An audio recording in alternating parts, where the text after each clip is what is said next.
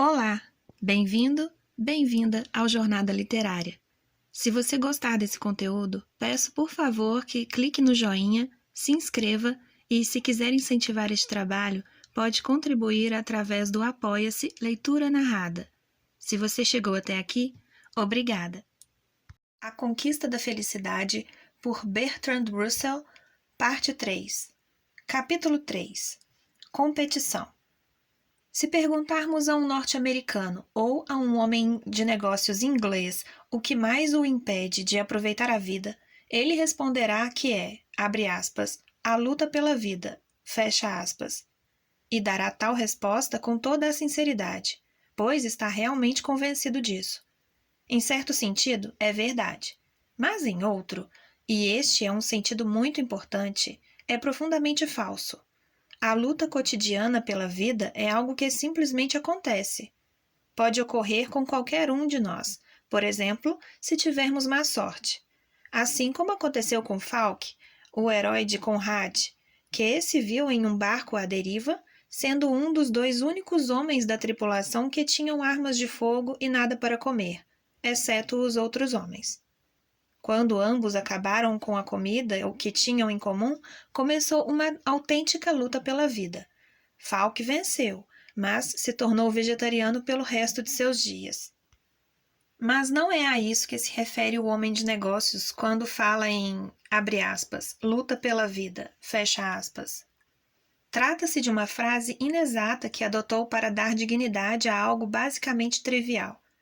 Perguntemos a eles quantos homens conhece, com seu mesmo estilo de vida, que tenham morrido de fome. Perguntemos a ele o que aconteceu com seus amigos que foram à bancarrota. Todo mundo sabe que um homem de negócios arruinado vive melhor, no tocante às comodidades materiais, do que um homem que nunca foi suficientemente rico para ter a oportunidade de se arruinar. Assim, quando falamos de luta pela vida, queremos, na verdade, dizer luta pelo êxito. O que as pessoas temem quando se lançam à luta não é não poder conseguir um café da manhã no dia seguinte, mas sim não conseguir eclipsar seus vizinhos. É bastante curioso que tão poucas pessoas pareçam se dar conta de que não estão esperneando nas garras de um mecanismo do qual não há escapatória, mas tentando fugir de uma roda gigante em que se comprazem, por ainda não terem percebido que isso não vai levá-las a um nível superior. Naturalmente, estou pensando em homens que transitam pelas altas esferas do poder, homens que já contam com salários poupudos e que poderiam, se quisessem, viver com o que têm. Fazer isso lhes pareceria vergonhoso, como desertar do exército à vista do inimigo, mas, se lhes perguntarmos a que causa pública estão servindo com seu trabalho, nada saberão responder, exceto todas as obviedades típicas da propaganda sobre a dureza da vida. Examinemos a vida de um desses homens. Podemos supor que tem uma casa encantadora, uma esposa encantadora e filhos encantadores. Levanta muito cedo pela manhã, quando o restante da casa ainda dorme, e sai correndo para o escritório. Ali precisa exibir as qualidades de um grande executivo. Cultiva maxilares fortes, um modo de falar decidido e um inteligente e calculado ar de reserva para impressionar todo mundo, exceto o office boy. Dita cartas, conversa pelo telefone com várias pessoas importantes, estuda o mercado e, chegada a hora, sai para almoçar com alguém com quem está fazendo ou espera fazer um negócio. Essa rotina se prolonga por toda a tarde. Chega em casa cansado, com o tempo exato de vestir-se para o jantar. À mesa, ele e vários outros homens cansados precisam fingir que desfrutam da companhia de senhoras que ainda não tiveram a oportunidade de se cansar. É impossível prever o momento em que escapará dessa situação. Por fim, vai dormir e durante algumas horas relaxa um pouco. A vida de trabalho de um tal homem tem a mesma psicologia de uma corrida de 100 metros rasos, mas, como a corrida de que está participando possui como única meta o túmulo, a concentração, o que seria adequado para uma corrida de 100 metros rasos, chega a ser excessiva. Que sabe este homem sobre seus filhos? Nos dias úteis se acha no escritório, aos domingos nos campos de golfe. Que sabe sobre sua mulher? Quando a deixa pela manhã, ela está dormindo. Durante todo o tempo de vigília, ambos estão comprometidos com, abre aspas, obrigações, fecha aspas, sociais que impedem a conversa íntima. Provavelmente esse homem não tem amigos que sejam realmente importantes para ele, embora finja com muitas pessoas uma cordialidade que ele próprio gostaria de sentir. Sobre a primavera e a colheita, só sabe aquilo que afeta o mercado. É bem possível que já tenha visitado outros países, mas com olhos de absoluto enfado. Os livros parecem-lhe uma tolice e a música coisa de intelectuais. Ano após ano vai se vendo cada vez mais sozinho. Sua atenção se concentra mais e mais e sua vida, à parte os negócios, torna-se totalmente estéril. Conheci na Europa um norte-americano desse tipo, já de meia idade, com sua esposa e filhas. Com toda a certeza, estas haviam convencido o pobre homem de que já era hora de tirar umas férias e dar à família a oportunidade de conhecer o velho mundo. A mãe e as filhas, extasiadas, o cercavam, chamando a atenção dele para cada novo elemento que lhes parecia típico. O pater familias, completamente esgotado e aborrecido. Pensa no que estarão fazendo naquele momento em seu escritório ou sobre como vai indo seu time na liga de beisebol. Enfim, a mulher e as filhas dão o caso por perdido e chegam à conclusão de que todos os homens são uns bobões. Nunca lhes passa pela cabeça que o homem é uma vítima da cobiça delas, e tampouco é essa toda a verdade. Como tampouco o costume hindu de condenar as viúvas à fogueira é exatamente o que parece aos olhos de um europeu. Provavelmente, em quase 90% dos casos, isso ocorria porque a viúva era uma vítima voluntária, disposta a morrer queimada para alcançar a glória, e porque a religião assim o exigia.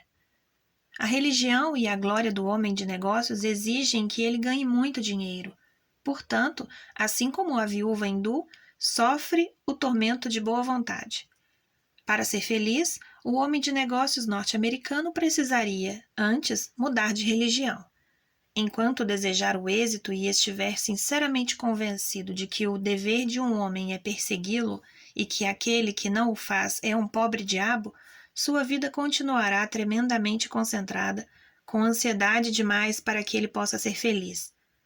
Vejamos uma questão simples, como os investimentos. Quase todos os norte-americanos preferiram obter uns 8% em um investimento arriscado do que a metade dessa percentagem em um investimento seguro. A consequência é que eles costumam perder dinheiro, e as preocupações e as angústias são frequentes. Quanto a mim, gostaria que o dinheiro me desse apenas tempo livre e segurança. Mas o que o homem moderno típico quer mesmo é mais dinheiro, com vistas à ostentação, à magnificência e ao ofuscamento daqueles que até agora têm sido seus iguais. A escala social nos Estados Unidos é indefinida e flutua continuamente. Por conseguinte, todas as emoções snobs são mais instáveis que nos países onde a ordem social é fixa, e, embora o dinheiro possa não bastar por si próprio para nos engrandecer, é difícil ser grande sem ter dinheiro. Além disso, os cérebros têm sido avaliados pelo dinheiro que amealham. Um homem que ganha muito dinheiro é inteligente. O que ganha pouco, não o é. E ninguém gosta de ser considerado burro. Portanto, quando o mercado se mostra instável, o homem sente-se como os estudantes no dia de uma prova difícil. Creio que caberia admitirmos que nas angústias de um homem de negócios intervém, com frequência, um elemento de medo autêntico, embora irracional, das consequências da ruína. Clay Ranger, de Arnold Bennett, apesar de sua riqueza, continuava tendo medo de morrer em um asilo. Não tenho dúvidas de que aqueles que na infância sofreram por causa da pobreza vivem atormentados pelo terror de que seus filhos venham a passar pelo mesmo, e acham que é quase impossível acumular suficientes milhões para se protegerem contra o desastre.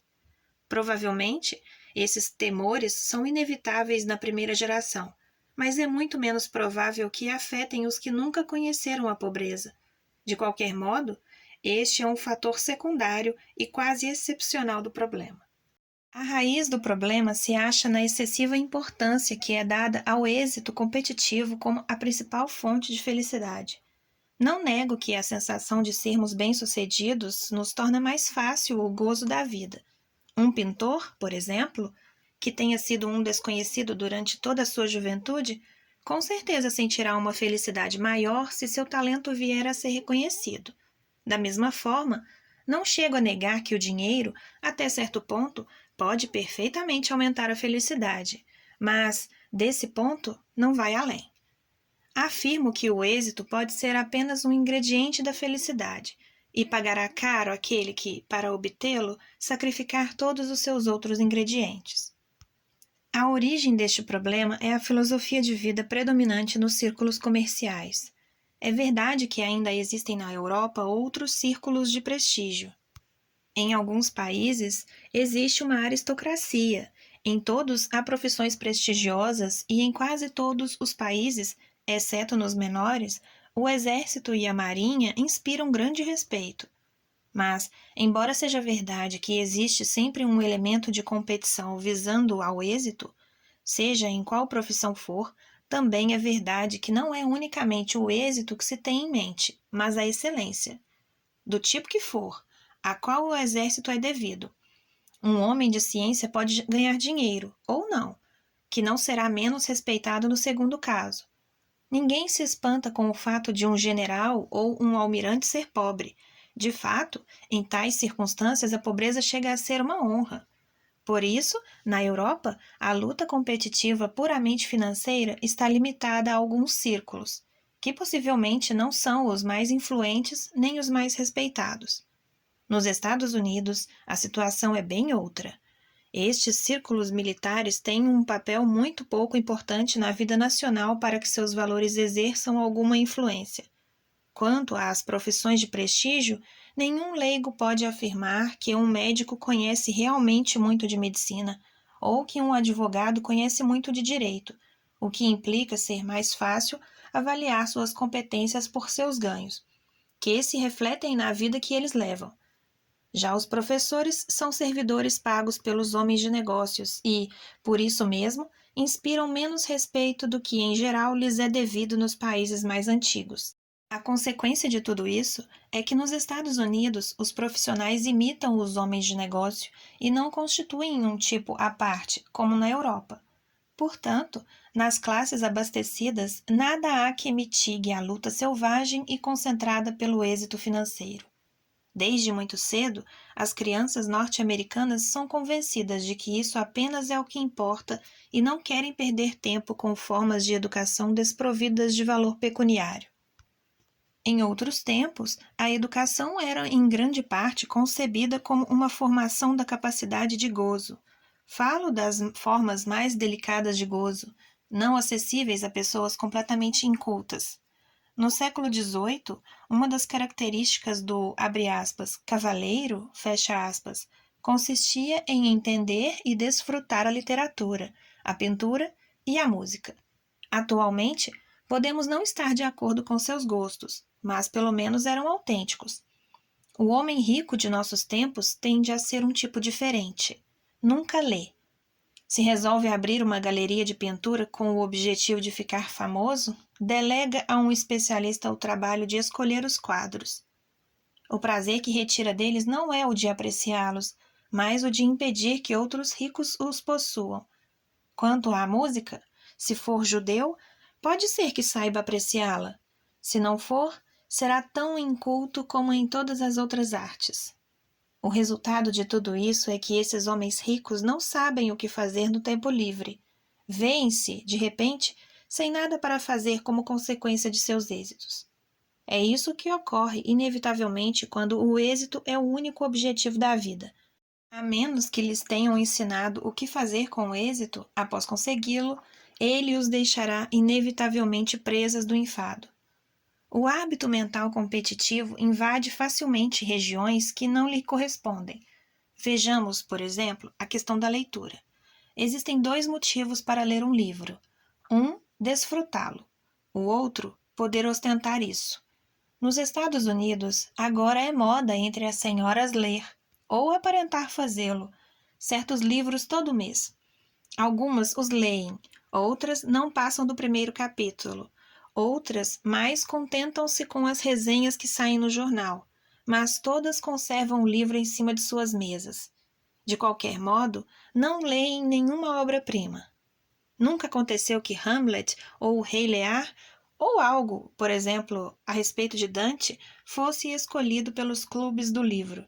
Leem, portanto, exclusivamente livros modernos medíocres e nunca obras-primas.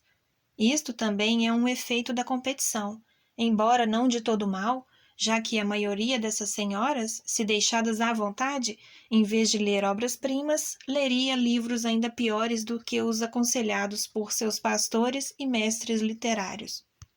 A insistência na competição na vida moderna pode ser relacionada com uma decadência geral dos processos civilizados, como foi com certeza o caso de Roma depois da época de Augusto. Homens e mulheres parecem incapazes de desfrutar os prazeres maiores do intelecto. A arte da conversação, por exemplo, levada a perfeições nos salões franceses do século XVIII, era ainda uma tradição viva 100 anos depois. Uma arte bastante requintada que punha em ação as faculdades mais elevadas para um propósito inteiramente passageiro.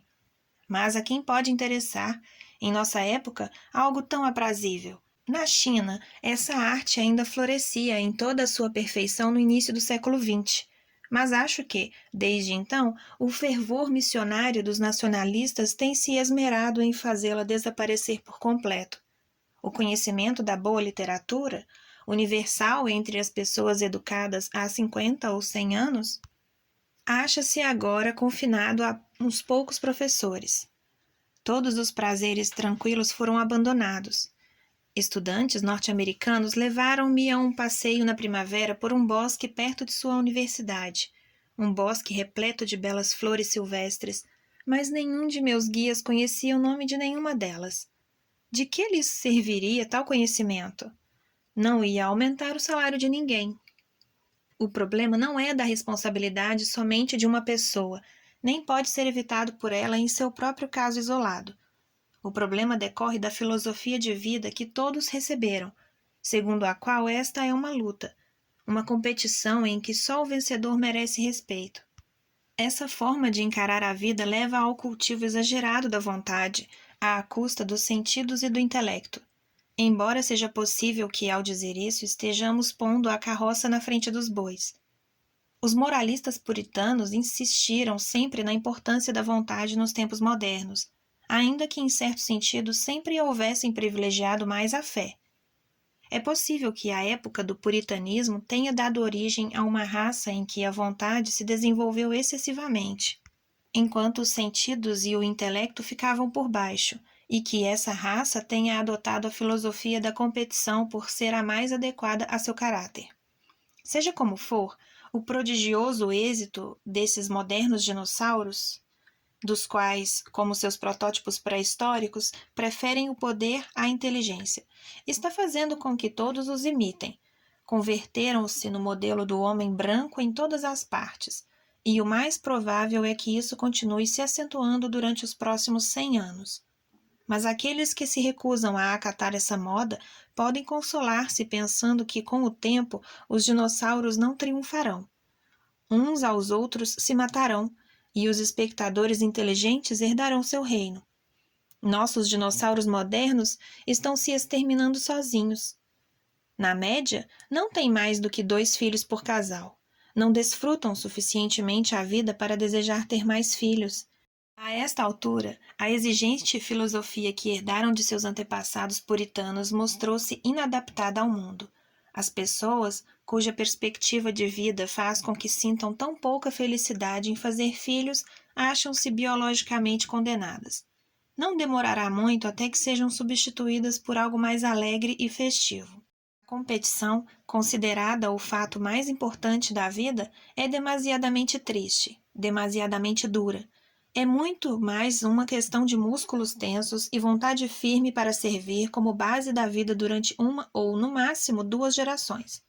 Depois disso, provocará forçosamente o esgotamento nervoso, os vários fenômenos de fuga, uma busca por prazeres tão ansiosa e difícil quanto um trabalho, porque acaba tornando impossível o relaxamento e, por fim, o desaparecimento da estirpe por esterilidade. Não foi apenas o trabalho que ficou envenenado pela filosofia da competição, mas também o ócio. As pessoas têm evitado com horror o ócio tranquilo e restaurador dos nervos. Acham necessária uma contínua aceleração, cujo desfecho natural serão as drogas e o colapso. O remédio consiste em reconhecer a importância do gozo saudável e sereno de um ideal de vida equilibrado.